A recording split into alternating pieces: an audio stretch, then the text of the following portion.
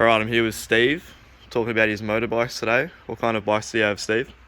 Yeah, morning, Will. Well, I've got two bikes here today to show you.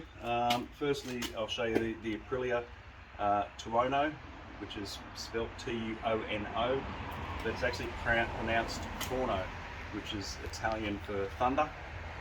Now, I've owned this bike since 2008. It's a 1000cc V-twin. The reason for its name, Tuono, thunder, is exactly what it sounds like when you start the bike up.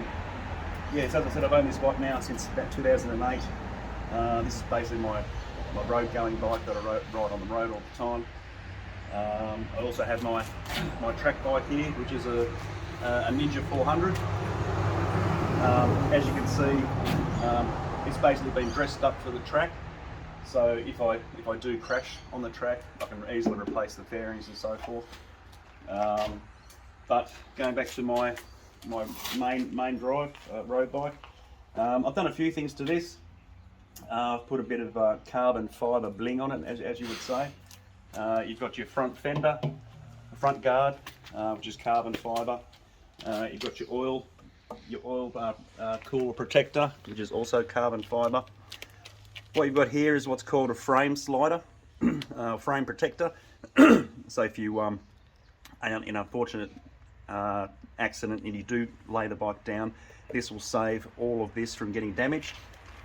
If you go to the back, we've got the Aquapovic exhaust system, which is again carbon fibre. Rear wheel hugger, also carbon fibre. So that was just to bling it up a bit. Single seat rear cowl, which is called a single seat rear cowl, just to make the bike look a bit sportier. Well, I guess I'll start it up so you can hear the beautiful sound this thing produces. Yep, sounds good.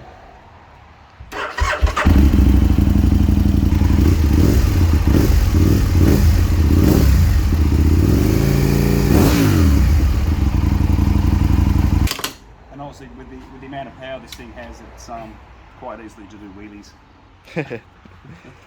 Why did you choose this bike in particular? I chose this bike because there's not a lot of V-twin motorcycles made on the market, especially these days. I mean, you've got your Harley Davidsons, but they're a V-twin, but they're nothing like this particular bike. You've still got the power of a sports bike, but in an upright seating position. So when you're riding, you're sitting upright as opposed to a normal sports bike where you're down low. So I just found it a real comfortable all-round bike, especially when you're doing long distance road rides. Yep. Yeah, but as I was saying before, off the Ninja 400, so I bought this about probably 18 months ago to do track days. Yep. So track days, you basically go out to the track and go as fast as you like. The reason I got a 400 is I can afford to throw a $5,000 bike down the road, but I can't afford to throw a $20,000 bike down the road. So, as mentioned before, changed all the fairings over from the original road fairings, and just in case that unfortunate thing happens and I do come off.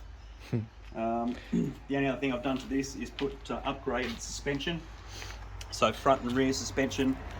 You got the front suspension there and your rear suspension under here. So that's racing suspension. It's called K-Tech suspension. That cost me about $2,000. My good friends at Dubbo City Smash Repair were the ones that painted this bike for me. Yeah. If you come around to this side, so normally with the track bike you normally get a full exhaust system, but I've just opted for the slip-on. Again, saving money, costs down, all the rest of it.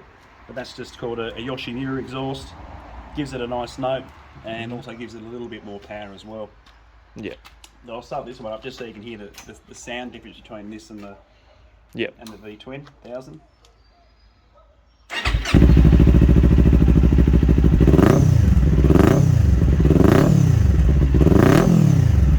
Yeah, cool. Is there anything you don't like about the bikes? Well, the 400, could use a little bit more power. When you go down the straight on this particular bike, I think the top speed is about 190, whereas the 600 and 1000cc motorcycles do 250, 280. So yeah, I probably love a bike that's got a bit more power, especially for the track. Yep. How did you come into owning this one? This one's your first bike, isn't it? Yeah, so this was the first brand new bike that I bought. Yep. I was working for Aprilia Australia as a sales rep, and this was the last of the V-twin model before they went to a what's called a V4. Mm-hmm. And yeah, so I was lucky enough to pick up the last V-twin 1000cc. All right. Well, thanks, Steve. Yeah. No problem.